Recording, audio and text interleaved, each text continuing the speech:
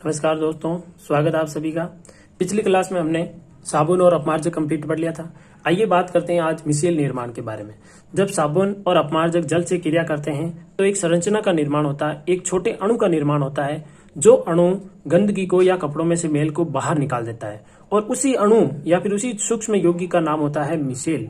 तो ये जो मिसेल है वो किस प्रकार बनता है और इस मिसेल द्वारा किस प्रकार से सफाई की क्रिया होती है, कपड़ों से मेल निकाला जाता है। तो मिसेल निर्माण की प्रक्रिया क्या है देखिए। साबुन जो होते हैं वो सोडियम स्टेरेट के बने होते हैं। सोडियम स्टेरेट देखिए, बार बार मैंने जब साबुन पढ़ाया था तब भी कहा था मैंने कि साबुन सोडियम स्टेरेट होते हैं। ठीक है, तो साबुन जो होते हैं मुख्य रूप से सोडियम स्टेरेट होते हैं जो जल में घुलने पर आयनित हो जाते हैं। आयनित का मतलब होता है ये जल में मिलने पर टूट जाते हैं। कैसे टूटते हैं देखिए, यह आप याद कीजिए जरा। जब मैंने साबुन पढ़ाया था आपको तो मैं फॉर्मूला लिख रहा था बार बार RCOONA, और मैं आपको कह रहा था कि ये जो R है वो कार्बन 12 से कार्बन 18 की एक लंबी श्रृंखला है। तो आज ये बात आ गई कि देखिए कार्बन 17 और हाइड्रोजन 35। तो ये जो है ये संरचना जो है ये मैं बार बार इसको R लिख रहा था, आज इसको हमने एग्जैक्ट फॉर्मूले के रूप में लिख दिया है।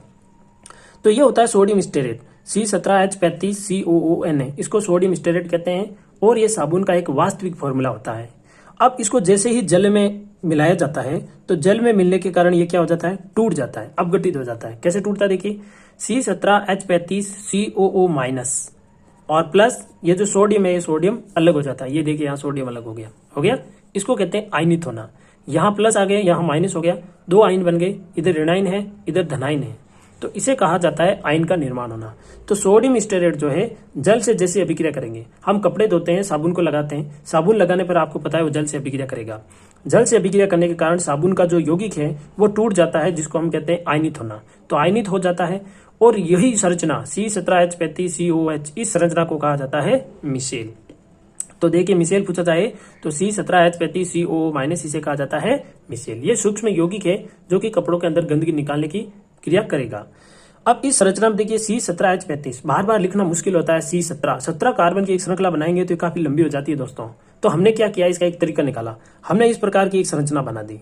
अब ये संरचना क्या बताती है, ये बताती है कि इस संरचना के अंदर 17 कार्बन है, C17 है और H35 है। किसमें, इस संरचना के अंदर। इस संरचना के अंदर क्या क्या है, C17H35, पीछे क्या बचा COO-, ये रहा COO-। ठीक है, तो ये आपको पता है ये मिसेल है। अब मिसेल को इसको थोड़ा जूम करके हमने देखा तो ये क्या चीज निकली, ये है हाइड्रोकार्बन। ठीक है, ये है हाइड्रोकार्बन का भाग, जो इधर वाला जो भाग है जिसमें हाइड्रोजन और कार्बन और हाइड्रोजन है, तो ये वाला भाग है और इस वाले भाग को हमने नाम दिया है हाइड्रोकार्बन भाग। और पीछे जो बचा हुआ भाग था ये वाला, इस भाग को हमने नाम दिया ध्रुवीय भाग। ठीक है, अब ये हाइड्रोकार्बन भाग जो है आपको पता है हाइड्रोकार्बन भाग हमेशा एक उच्च वसा अम्ल होते हैं। उच्च वसा अम्ल होते हैं तो ये कैसे होते हैं, तेलीय पदार्थ होते हैं। ये इसकी पूंछ कहलाती है और ये तेलीय भाग होता है और तेल कभी जल में घुलता नहीं है। तो जल में नहीं घुलता इसीलिए इसे कहा जाता है जल विरोधी भाग। ठीक है, ये भाग जो है ये कभी भी जल के अंदर नहीं घुलता। ये वाला भाग है इसको कहा जाता है ध्रुवीय भाग और ये जल में आसानी से घुल जाता है। तो फिर ये छोटी सी संरचना है, ये सफाई की क्रिया कैसे कर देती है कपड़ों में से। तो आइए बात करते हैं इसकी मिसेल द्वारा कपड़ों की सफाई करना। देखिए कैसे करती है। मान लीजिए ये कोई कपड़ा है और इस कपड़े पर थोड़ा इसको मैं अच्छे से दिखा देता हूँ। देखिए इस कपड़े के ऊपर ये कोई चिकनाई है या कोई गंदगी है। ठीक है, तो आपको पता है कपड़ों पर अधिकतर गंदगी जो होती है वो चिकनाई होती है, यानी वो तेलीय पदार्थ होता है। अपने कॉलर के वगैरह हाथों पे कई जगह लगे होते हैं, तो ये तेलीय पदार्थ है, ये एक चिकनाई है, मैल है। अब इसमें जो मिसेल होगा वो साबुन जैसे ही क्रिया करेगा तो मिसेल बनेगा। ये मिसेल क्या करता है, इस गंदगी के अंदर या फिर इस मैल के अंदर इस प्रकार धंस जाता है, इस प्रकार। ठीक है, ये मिसेल के अणु जो है वो इस गंदगी में इस प्रकार धंस जाते हैं। इसका जो COO वाला भाग है वो बाहर रहता है। ठीक है, COO ध्रुवीय भाग है वो बाहर रहता है। ध्रुवीय भाग बाहर क्यों रहता है, मैंने आपको अभी समझाया है कि हाइड्रोकार्बन भाग जो होता है, हाइड्रोकार्बन भाग ये उच्च वसा होती है। उच्च वसा मतलब चिकना तेलीय पदार्थ होता है। तो चिकना पदार्थ चिकने पदार्थ में ही घुलता है। तो ये जो हाइड्रोकार्बन भाग है ये तो फैट वसा के अंदर घुल जाता है। तो ये वसा के अंदर देखिए जो चिकनाई है उसके अंदर ये धंस जाता है।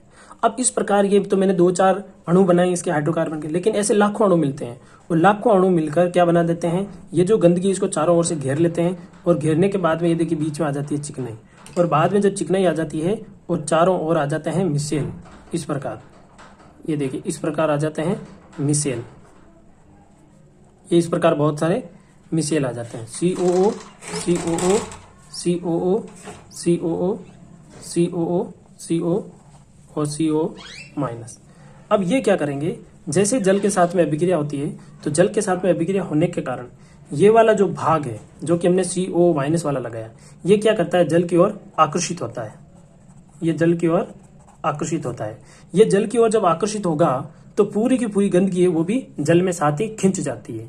तो गंदगी जो है वो पूरी की पूरी पानी में आ जाती है, पानी के अंदर रह जाती है और कपड़े में से जो मैल है, जो चिकनाई है, वो हट जाती है। किस कारण हटी? क्योंकि ये मिसेल के अणु जो है चारों ओर से इसको घेर लेते हैं और एक गुच्छे नुमा संरचना बनाते हैं। फिर जब इसको पानी के संपर्क में आता है तो जल से द्वारा ये गंदगी जो है जल में आकर्षित होती है और पूरी गंदगी जो है, चिकनाई जो है, वो जल के अंदर चली जाती है। तो दोस्तों आई होप आपको अच्छे से समझ में आ गया होगा कि मिसेल निर्माण द्वारा या मिसेल संरचना द्वारा कपड़ों में मेल जो है वो किस प्रकार निकाला जाता है, गंदगी कैसे निकाली जाती है। मिलते हैं अगली क्लास में, तब तक के लिए जय हिंद, जय भारत।